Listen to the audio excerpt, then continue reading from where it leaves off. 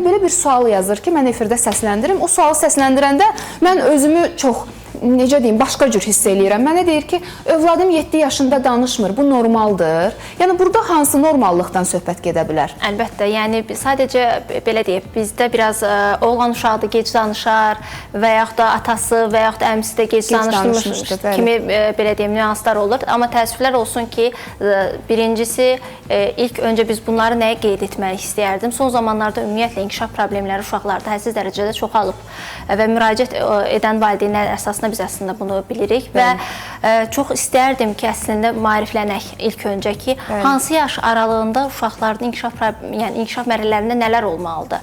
Bunu mütəxəssislərdən də əlavə valideyn olaraq özümüz də araşdırmalıyıq.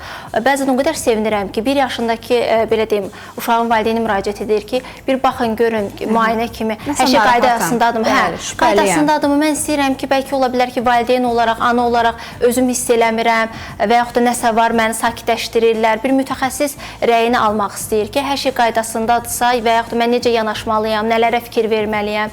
Yəni, bu şəkildə yanaşan valideynlərimiz də var. Bu əslində sevindirici haldır. Çünki belə deyək, mən 13 ildir fəaliyyət göstərirəm və əvvəllə indiki dönəmi müqayisə eləyəndə bəzən əvvəllər daha çox 3 yaşın üstündə valideynlər müraciət eləyirdi övladları danışmayanda. Daha gecikmiş formada. Bəli. İndi amma daha erkən yaşdan artıq valideynlər müraciət edirlər. Amma əlbəttə ki, sizin bayaq vurğuladığınız kimi də valideynlərimiz var ki, 7 yaşında, 5 yaşında övladın hələ də bir sözü yoxdur və düşünürlər ki, sizcə bu normaldır, danışacaq kimi. Düzələcəkmi? Nə vaxt danışacaq?